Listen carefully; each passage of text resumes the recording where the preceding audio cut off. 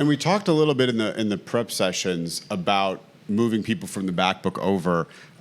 You've tried certain things, Evan, some of which didn't quite work. Tell us a little bit about some spiffs, other incentives. What happened?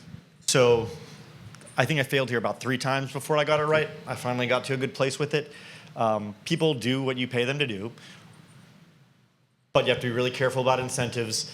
The first swing that I took with it, we set up a program where we were setting up spiffs for our account managers, largely comped on ARR, and we tiered out the top 500 customers on the back book, assigned a spiff value to each of them, and it was, say $2,000 for a tier 1 customer, $1,000 for a tier 2, and $500 for tier 3. And my head of sales said, we can't do this.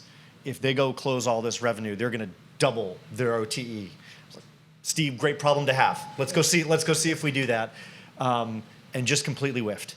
Turns out that the spiff wasn't important because people needed to get to 80% of quota. Then when they got to 80% of quota, it was better for them to get into their accelerators than into the spiff. So they just never focused on it. We ran this for 2 months with huge lucrative incentives.